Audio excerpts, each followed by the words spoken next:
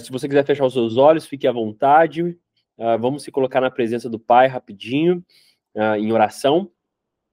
Senhor Jesus, Pai querido, Deus eterno, obrigado, Pai, ó Deus, por mais um encontro, obrigado, Pai, ó Deus, por mais uma vez o Senhor nos oportunizar, Pai, o privilégio, a honra de poder ministrar a sua palavra, de poder aprender a sua palavra, de poder estar em comunhão, Pai, aqui com cada um do corpo de Cristo, Pai, mesmo que de maneira conectada, mesmo que de maneira online, Pai, que o seu Espírito Santo atravesse as barreiras, Pai, ó Deus, que são online, que ele possa visitar cada coração, abrindo cada coração, abrindo cada mente para receber, Pai, que não seja eu, Rafael, mas seja o seu Espírito Santo, seja a sua palavra fazendo tudo aquilo que somente a sua palavra, o seu Espírito pode fazer, Pai.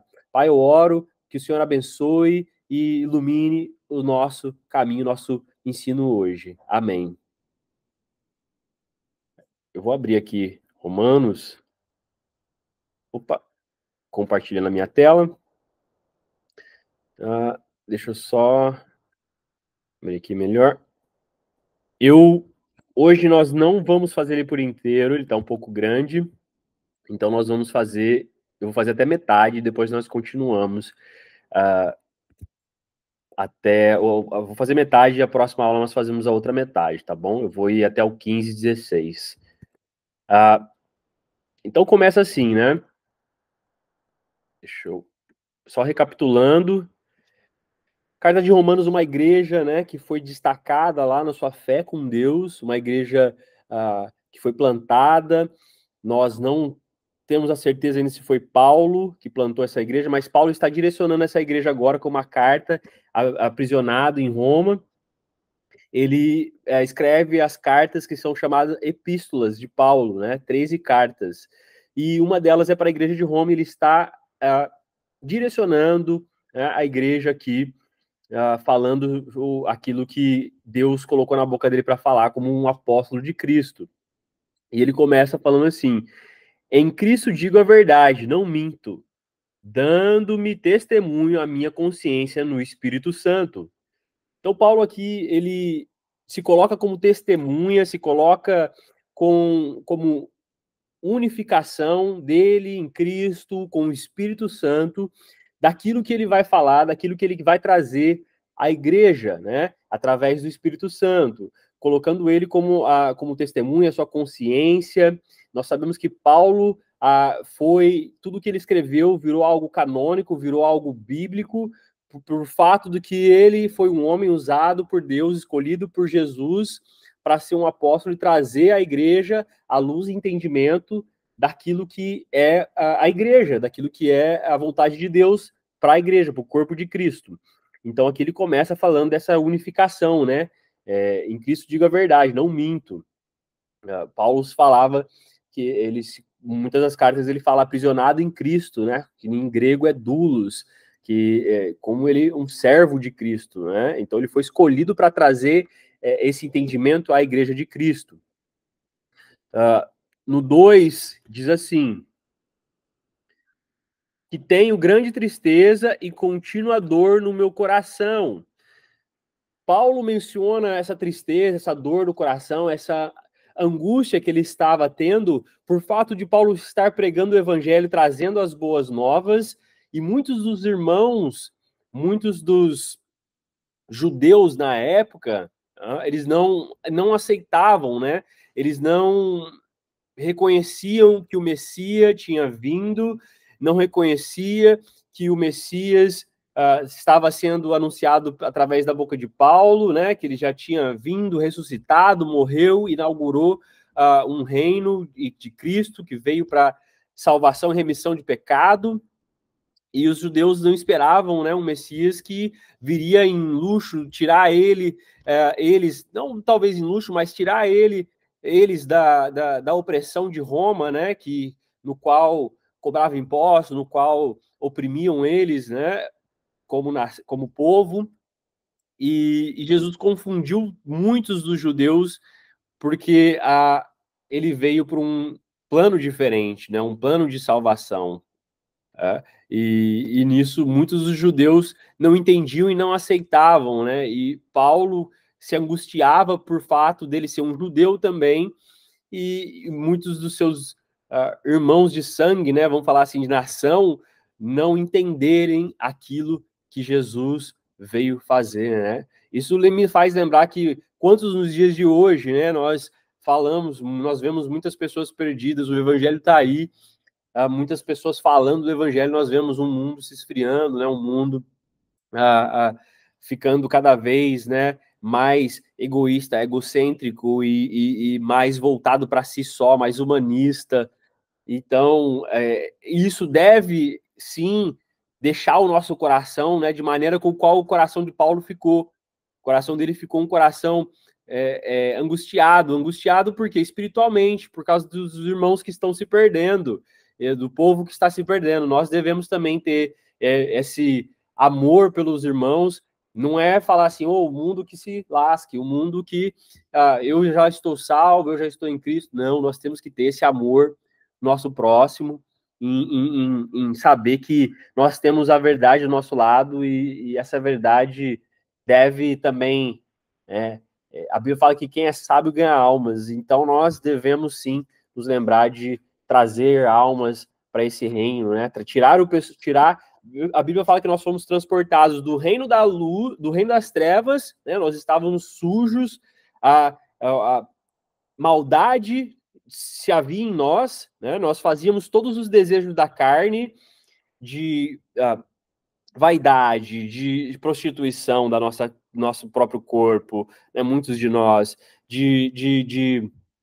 o que seja, né? Que fosse, que não é bom, e nós fomos tirados desse reino das trevas e fomos transportados para o reino da luz. Então agora nós temos essa missão também de trazer mais, né? Nossos familiares, aqueles de fora, para esse reino da luz. No 9:3, ele diz assim: porque eu mesmo poderia desejar ser anátema de Cristo, por amor de meus irmãos, que são meus parentes segundo a carne. Aqui ele enfatiza o que eu acabei de falar, né? Anátema é como se fosse ele fosse sacrifício, como se ele fosse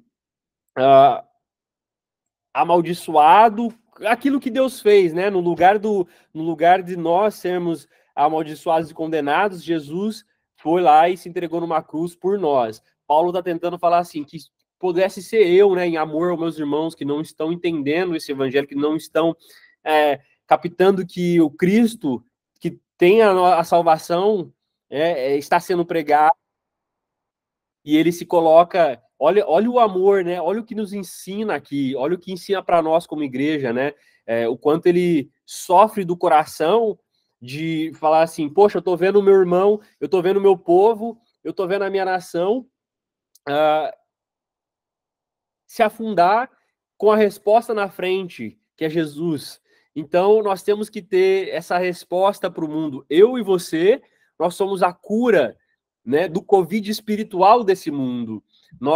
Porque não que nós não temos nada bom, mas o Cristo que vive em nós agora é a cura para esse Covid espiritual das pessoas, para a cegueira espiritual, né? Antes nós éramos cegos, existem muitas pessoas cegas, antes nós estávamos perdidos, muitas pessoas perdidas, e agora nós podemos ver, nós fomos achados, né? Então, Paulo, ele se coloca com o coração compadecendo por fato de a resposta estar sendo pregada para o povo que tanto esperou o Messias e o povo não entendendo, não rejeitando, né? E esse é o amor que ele tem pelo seu povo, pela nação, né? Mesmo assim, ele virou um apóstolo pregador para os gentios, né? Quem foi mais pregador dos judeus foi Pedro. E aí, no 4, ele diz assim: que são israelitas, dos quais é a adoção de filhos, e a glória, e as alianças, e a lei, e o culto, e as promessas. Aqui que ele fala, por que ele fala que são israelitas, né, dos quais é a adoção de filho, e a glória, a aliança, e a lei, e o culto, e as promessas? Porque nós sabemos muito bem que Deus começou a se manifestar na Terra, né, através dessa nação.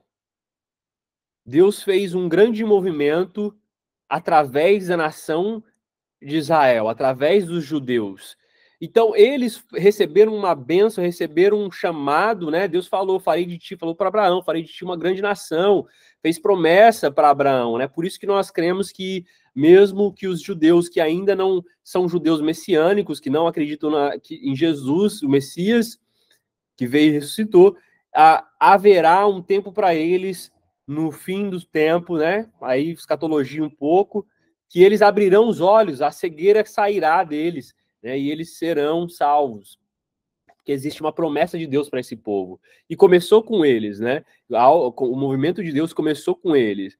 E eles receberam esse presente, israelitas, né? Foram dados a adoção de filhos para eles. Eles foram os filhos de Deus. E quando ele fala que glória e alianças, lei, culto e as promessas foram coisas presentes dados de Deus para esse povo, né? Um privilégio de Israel, né? De serem escolhidos por Deus. Nós, quem não tem sangue judeu, nós somos gentios, fomos enxertados através deles. Nós fomos adicionados à bênção que era para o povo de Israel. E glória a Deus que se chegou a nós. Então, Paulo fala daquilo que os israelitas estão deixando de receber, né? Receberam muitas promessas, mas não por completo tudo eles viveram a promessa. No 5 diz assim, dos quais são os pais e dos quais é Cristo segundo a carne, o qual é sobre todos. Deus bendito eternamente. Amém.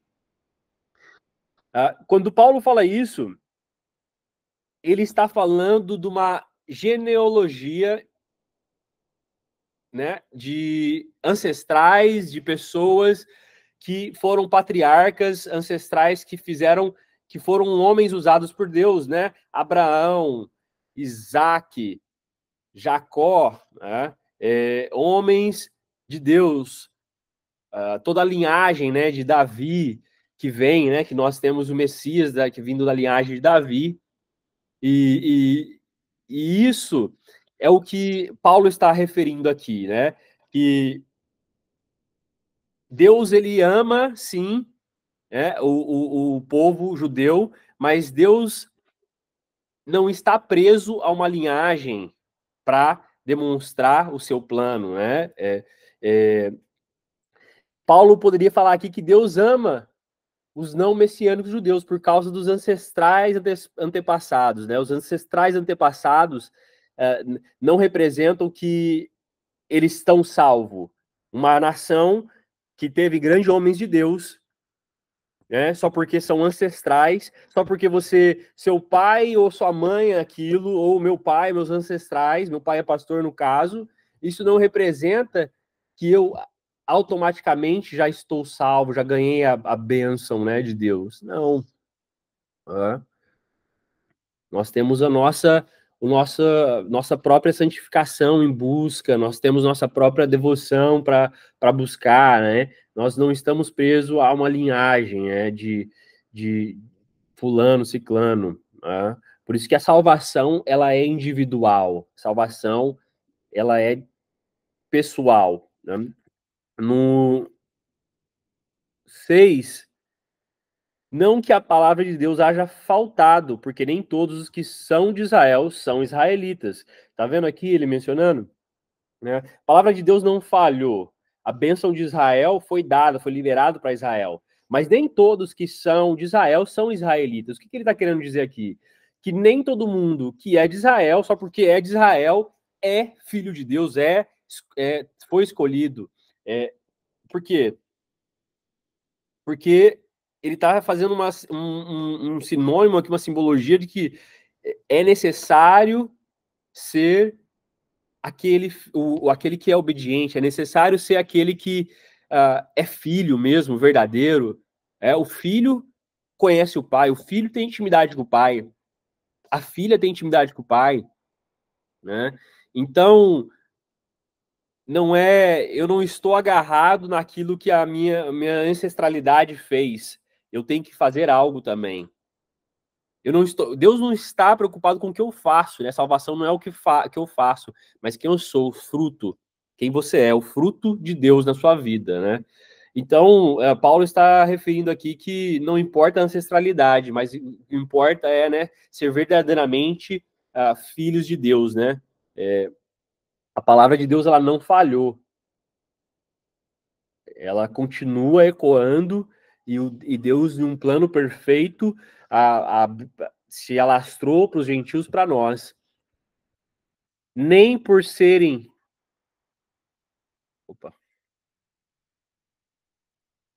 Nem por serem descendência de Abraão são todos filhos, mas em Isaac será chamada tua descendência. Tá? Então nós vemos aqui, nem por serem descendência de Abraão são todos filhos, mas em Isaac será chamada sua descendência. Então, nem todos são filhos. Nem todos na igreja são verdadeiramente cristãos. Nem todos, em qualquer tipo de ambiente, nem todo mundo está... o que parece, o que aparenta ser, a genealogia que vem, né? Verdadeiramente filhos e filhas são aqueles que conhecem o Pai, que passam tempo com o Pai, que se dedicam à palavra, buscam em oração. Né? Jesus vivia indo à montanha, falando que precisava ter encontros com o Pai.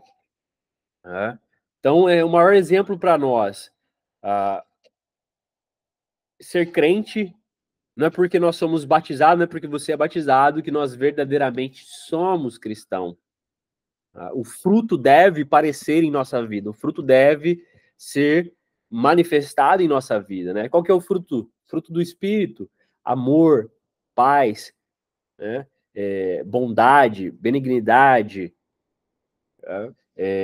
controle próprio, domínio próprio, né? Então nós precisamos, em Gálatas 5, nós precisamos demonstrar o fruto do Espírito em nossas vidas, né? Então, os filhos de Deus são aqueles que o Espírito de Deus habita neles. Nós seremos reconhecidos como filhos de Deus porque somos obedientes ao Espírito de Deus que vive em nós. Então, deixe com que o Espírito de Deus controle a sua vida. Deixe com que o Espírito de Deus direcione a sua vida. Tá? No 8, que diz assim: isto não são os filhos da carne que são filhos de Deus, mas os filhos da promessa são contados como descendência. Tá? Filhos da carne significa filhos biológicos. A descendência de Abraão, né, como ele fala aqui, os antepassados, não significam que realmente são filhos, né? São os filhos verdadeiros, são os filhos no qual o Espírito Santo habita. Como eu disse, não é somente um batismo, não é somente se chamar cristão, não é... Eu falei hoje para uma pessoa, assim, olha, eu estou... nunca acredite numa pessoa porque ela falou que ela é crente, cristão, é aquilo, isso, mas acompanhe a vida dela, vê se você vê os frutos na vida. Se você vê o fruto, verdadeiramente aquela pessoa é filho, filha de Deus, né? E então nós somos chamados a dar fruto. No 9, 10... no 9, né? Porque a palavra da promessa é esta: pois este tempo virei e Sara terá um filho. Aqui, Paulo está falando sobre a promessa que Deus fez a Abraão. Né? Sara terá um filho, que foi Isaac. Né? Rebeca, né, terá um filho. Não, Sara, ele falou aqui, né? Que foi Isaac. Deus ele não escolhe. Nós sabemos que Deus ele não escolhe pessoas que são os mais fortes, que são os melhores. Deus ele não está submetido a entendimento humano.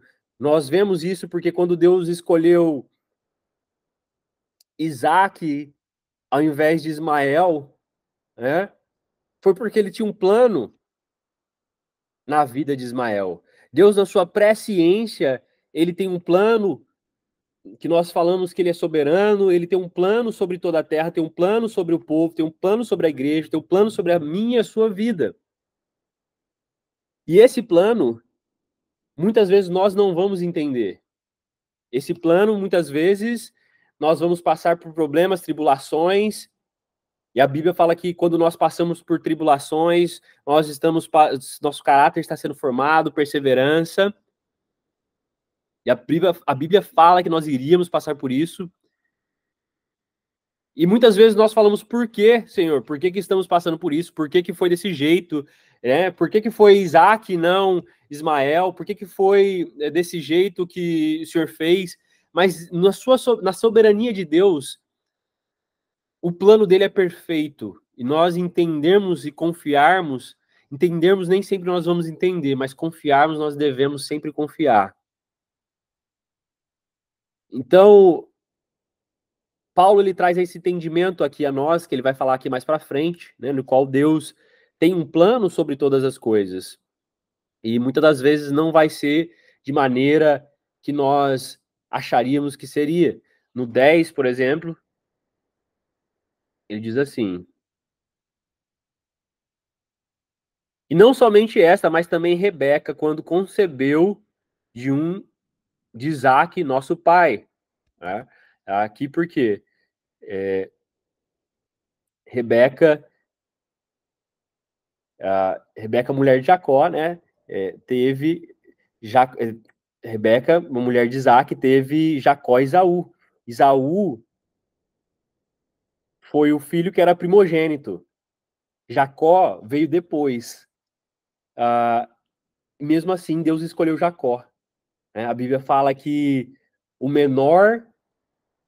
maior ia servir o menor.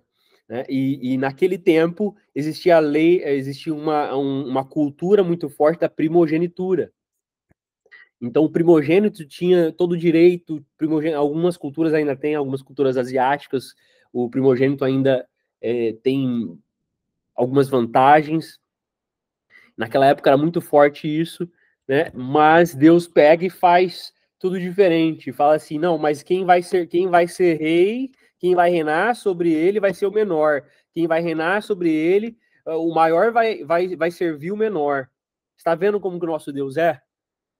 Como ele foge da linha de pensamento do humano, né? Como ele tem um plano que às vezes a gente imagina, pensa de um jeito, mas ele faz de outro jeito. Interessante, eu quero linkar com isso, né? A mulher samaritana. A mulher samaritana teve 5 maridos, estava com um sexto, que nem era dela, a Bíblia fala.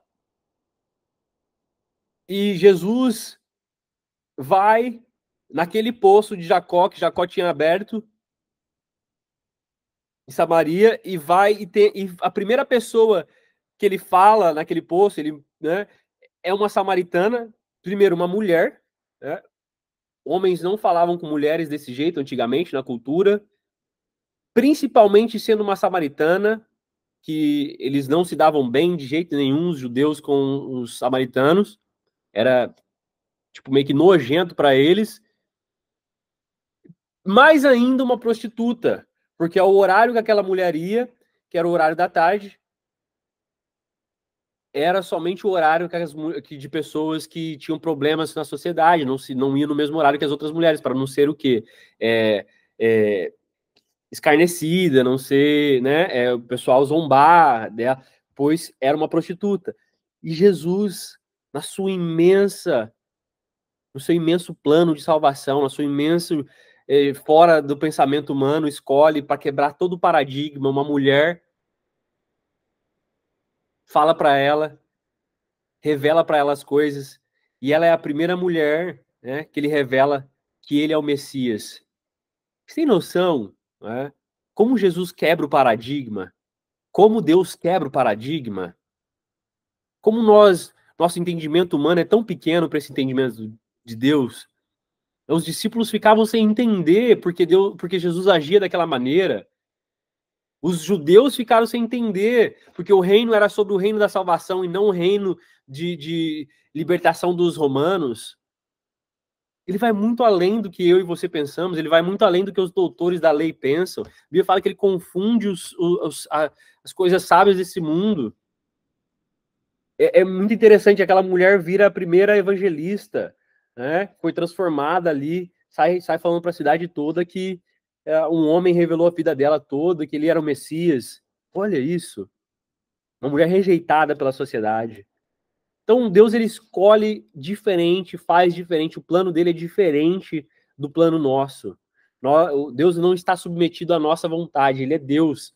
De nossa aula hoje, que eu daqui a pouco vou terminar, o mais importante aqui que Paulo traz a entender até agora é a importância de nós carecermos pelos nossos irmãos que ainda não estão em Cristo, e um pouco da soberania dele, que ele vai trazendo aqui um pouco, eu vou ir mais um pouquinho a fundo, da soberania de Deus está além dos pensamentos, do entendimento do homem, de como nós achamos que deve ser, né? Quantas pessoas se perguntam, mas se esse Deus é Deus, por que ele deixa tanta coisa acontecer ruim no mundo?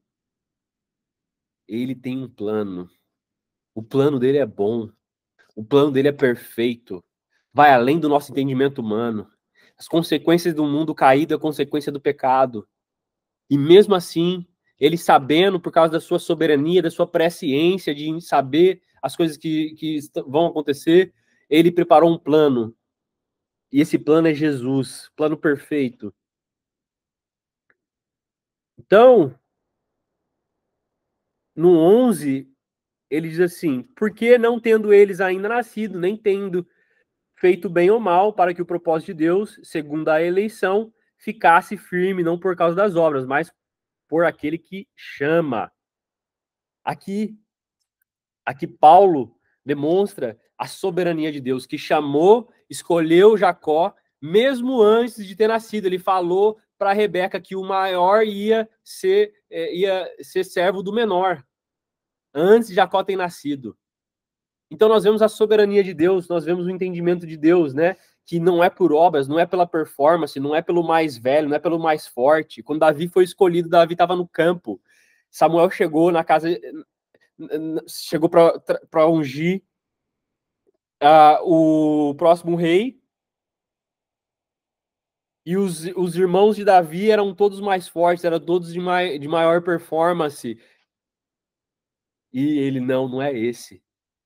É o menor da casa. Deus confunde o nosso entendimento humano. Deus confunde a nossa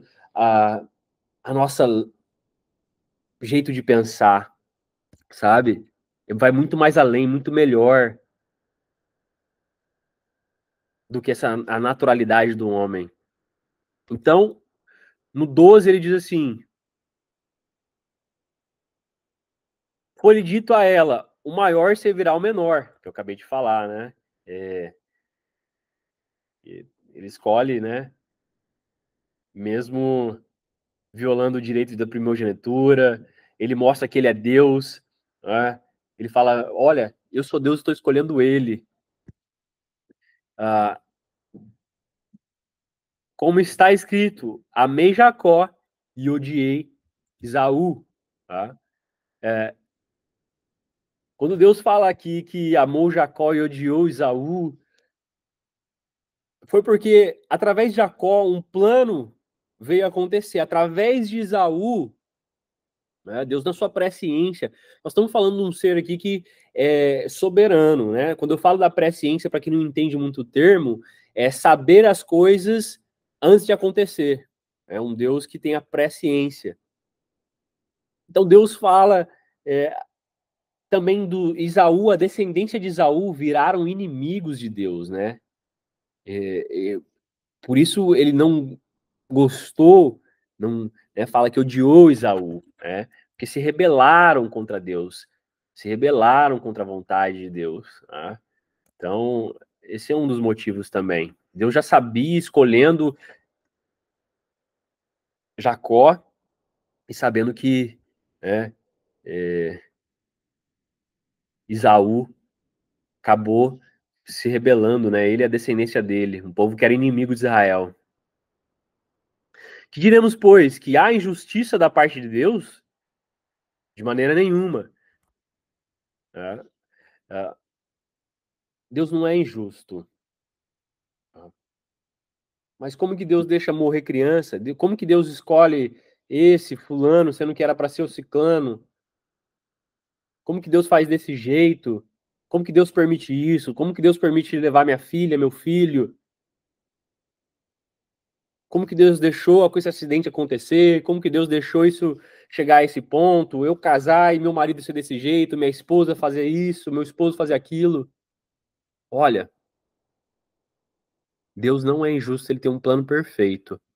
Muitas coisas são consequências de legalidades nossas, consequências de má decisões que nós tomamos. Mas o plano de Deus, ele é perfeito. O plano da salvação, ele é perfeito. E mesmo quando nós erramos, mesmo quando nós acabamos cometendo algo contra a vontade de Deus, ele é bom suficiente para nos trazer de volta, nos colocar, nos erguer, nos levantar. E a Bíblia ainda fala que todas as coisas vão cooperar para o nosso bem, daqueles que o amam e o servem. Então, mesmo as dificuldades, mesmo o problema, mesmo a morte da filha, a morte do filho, mesmo problema com o marido, com a esposa, vai fazer com que isso seja algo que vai se tornar em coisa que vai te ajudar para o seu bem. Maturidade, perseverança, fé, porque nós entregamos o controle para esse Deus soberano de nossas vidas, né? Ele é soberano, só que existe a minha e a sua responsabilidade de entregarmos nossas vidas a Ele e sermos obedientes à palavra dele, né? Rafa, mas como que eu sei ser obediente a Deus, né? Nós somos obedientes a Deus quando nós entendemos a palavra dele, vai na Bíblia e procura tudo que Deus pede ao povo. Deus pede ao povo isso, Deus pede ao povo aquilo. Escreva o que Deus está pedindo, porque isso é o que Deus requer da igreja, requer de nós, né? Então, fazer a vontade de Deus nos leva a caminhos de sabedoria. Fazer a vontade de Deus nos tira de prisões espirituais, tá? Ciclos repetitivos. E no 15, quase terminando, que eu vou até o 16. Pois diz a Moisés: compadecer-me-ei de quem me compadecer, e terei misericórdia de quem eu tiver misericórdia. Né? Então, ele deixa bem claro aqui que ele age da maneira dele. Ele é Deus. Ele não está. É Deus falando assim: eu não estou submetido à vontade do homem. Eu não estou submetido à natureza do homem. O homem é caído. A Bíblia fala que nós todos fomos destituídos da graça. Nós todos pecamos. Nós enfrentamos uma batalha diária que é da carne e do espírito. Se Deus fosse submeter à nossa vontade, muitas das vezes, fosse atender nossas orações, muitas delas, nós estaríamos lascados. Né? Talvez nem aqui estaríamos. Uns já teriam pedido para matar um irmão, para matar aquilo, fazer isso.